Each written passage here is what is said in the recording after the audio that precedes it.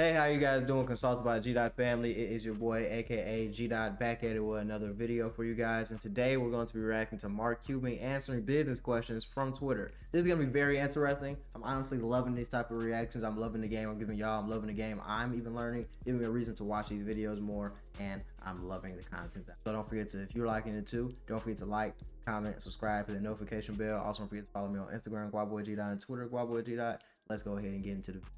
Also, if you feel like you don't understand anything or you have more questions, please don't feel shy or afraid to join my membership in the description link.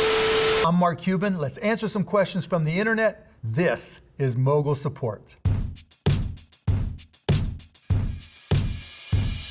At Young Entrep Hub, what will be your best advice to those who are thinking of leaving their full-time jobs to become a full-time entrepreneur? Save your money first. Don't just leave unless you know what the hell you're doing.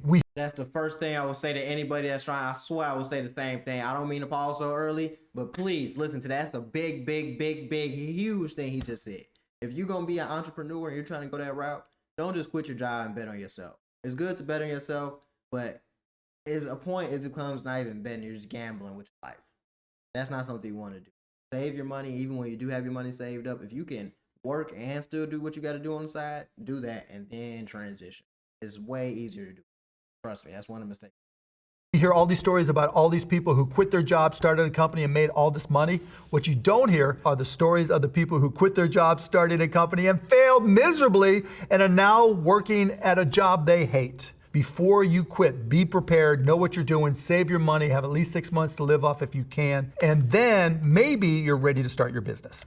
At Alan Bramley, question, do billionaires create jobs? The answer is no. Entrepreneurs create jobs. I'm an entrepreneur and I do my best to create jobs. But the reality is, in order to become a billionaire, the one thing you have to have is luck. Any billionaire who tells you they could just do it again, no. You have to be lucky. Maybe you have a rich parent. Question I get asked a lot is, should billionaires pay more in taxes? Fuck yeah, we should pay more in taxes. I would not be in this position without this country, because nothing happens that's great, whether it's healthcare, teachers, roads, you name it, without people paying their taxes. It may be painful when you write that big check, but just think about how you got there. One of the most patriotic things that you can do when you're wealthy is pay your motherfucking taxes.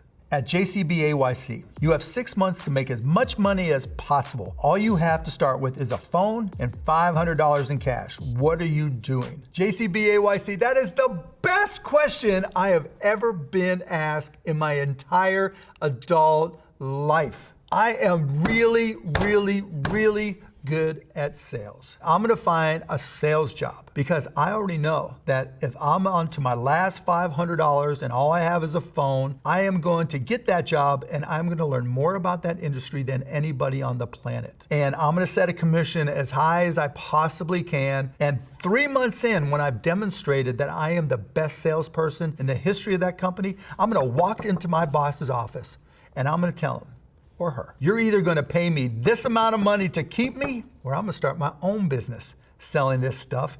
That is exactly what I would do. Everything always goes back to sales, no matter what. At AnJane_1, if you buy shares of a sports team, is it a gamble or an investment? It's a gamble because you're a minority shareholder, you have no rights. At Mike25748592X, question, is the customer always right? No! The customer is rarely right. That doesn't mean you don't have to keep them happy. Do customers make choices? Of course they make choices. We're all customers. We know how we choose what we buy and what we don't buy. But the reality is you don't spend a minute of your day wondering what the next product should be at 7-Eleven, do you? The customer is not the one who comes up with the ideas. It's the entrepreneur that comes up with the ideas. The customer isn't always right, but you have to make the customer feels like he's right unless you don't want him to spend any more money with you. Because once you start belittling the customer, then they don't want to shop with you anymore. Now they're like, oh, this guy's an asshole. I don't like this guy. Who is he? Who thinks he is? Like, you know, you can't survive like that long term. So you got to make them feel like they're right, even when they're not right. That's why people get fired behind customers acting like crazy people when they really in the wrong. It happens. Ideas. Ed James wants to know, what are some great businesses that people don't realize? I'm gonna tell you a couple easy off the top of my head that if I wanted to start a company, I would seriously look at this. Number one, Alexa. Alexa has so many capabilities and so many people have them, but they have no idea how to use the programming or scripting capabilities of Alexa. You can go and start a business where you could go to your neighbors, to car dealerships, to businesses, and show them for $50 an hour or more how to use their Alexa in their homes to save energy, to save time in their businesses. And two, that leads to the same thing happening with large language models like ChatGPT. There's new features coming out in ChatGPT and its competitors every single month. So if you just get involved and stay ahead, you're gonna be the person in demand selling your services on how to prompt ChatGPT to help a business or even to tutor kids on how to best use it for school. At Cinemod is back. If you could change one thing about the sports industry, college or pro, what would you change? Dumb question, I'd change the officiating. At Ash Crypto Real, you think... I ain't gonna lie, I'm still stuck on the last question he just did. That was actually a good point he said about just, you can start, first of all, I wanna say that you can start a course about that or a membership about that. That's the main thing I want to touch on.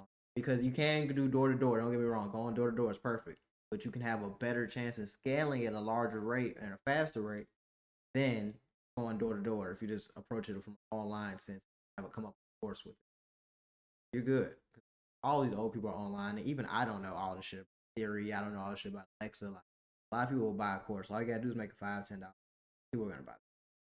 Crypto is dead, yes or no? No. Hell no. But I do think crypto has some problems. Number one, most people when they think crypto, they think speculation. That's not what crypto is really about. Number two, crypto is really about creating new applications that make things better and easier. What crypto is missing is that one application that grandma really wants to use. Think back to the iPhone. It came out in 2007, but it wasn't until the best apps like Instagram and Snapchat and Facebook went mobile that the App Store and the iPhone really took off. Crypto is still waiting for its Instagram moment. It won't be all that much longer where we'll be able to use an NFT as a ticket. Once the ticket is resold, we don't make a penny. The scalpers make all the money. If that ticket was an NFT, and it will be in the future, every time it's resold, the original ticket holder can make some money, the team can make some money. You can't do that with physical tickets. You can't do that with traditional digital transfer. You can do that when you turn it into crypto or an NFT. And that's why we got to invest our money into crypto now, because Bitcoin's on a rise to 100,000. Don't know if you guys have been paying attention. And at the same time, I want to make this very, very, very, very, very clear. As clear as I can possibly say. Every generation had their internet moment. When the internet happened in 2000, I want to say late 1990s, early 2000s, when internet first started popping, the people that took advantage of the internet, like Mark Cuban and like most of these billionaires are now, they got a lot of money from it. And I believe it was something before that. Like, you can just think of it from going horses to cars and the invention of music and, like, you know, recording and rapping, all that. Like, there's always like a big wave of things people hop on. This is the wave. So people need to invest their money into crypto as soon as possible. That happens, crypto go up. At Blessin910-77312, why do most businesses fail?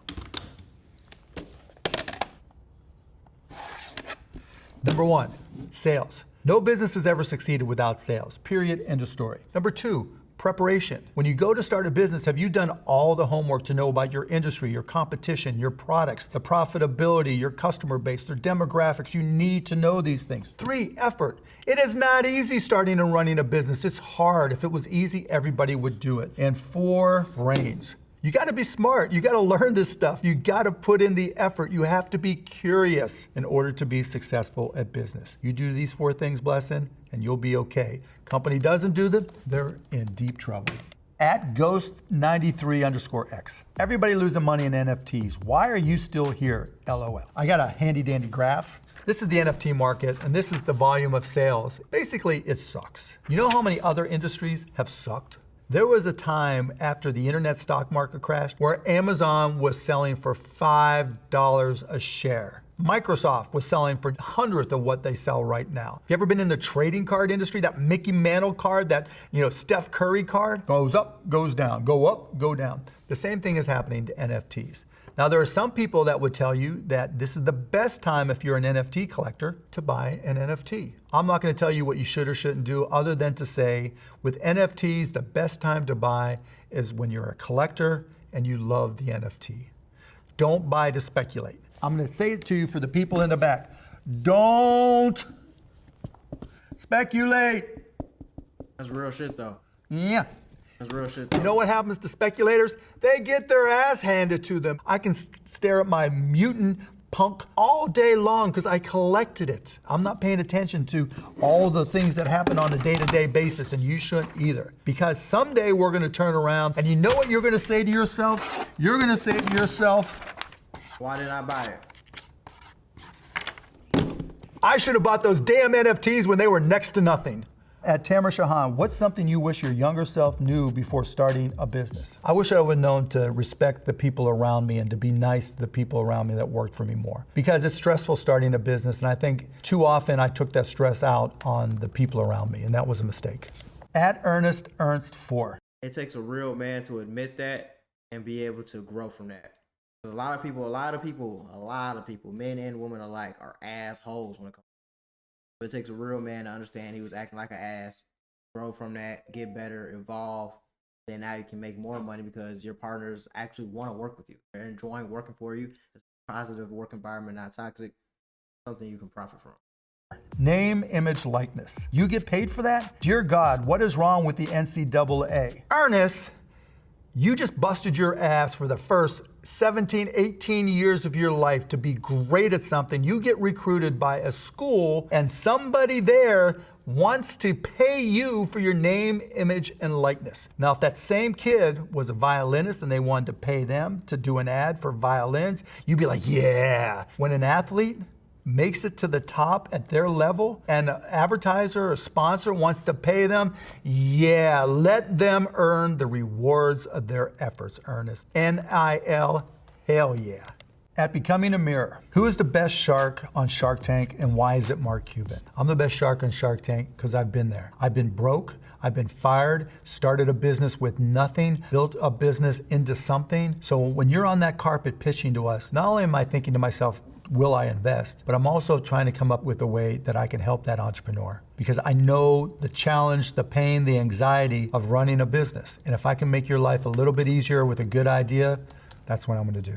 At Turner_thinks. What is a business buzzword that annoys you the most? I'll go first. Disruptor. Cohort.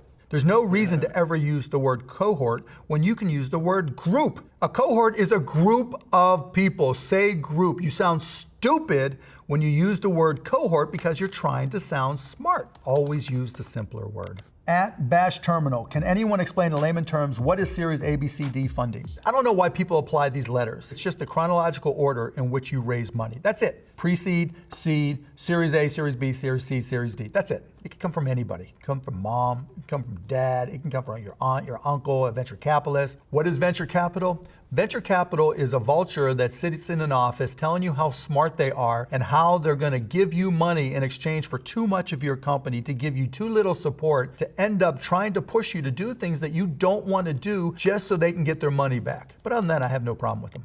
At C. Waring, what is the most common mistake you see entrepreneurs make? They focus completely on raising money. The less money you raise, the better, because that's how you own more of your company. Because when you raise money, you have to give away part of your company. So the biggest, most important rule is understanding that raising money is not an accomplishment, it's an obligation. At Mahavir_Jin, what are the 3 daily habits or practices that have significantly contributed to your success? Read. Gotta learn. 2, be curious. Shit changes, you gotta always be curious. You gotta know what's up, you gotta stay on top of it.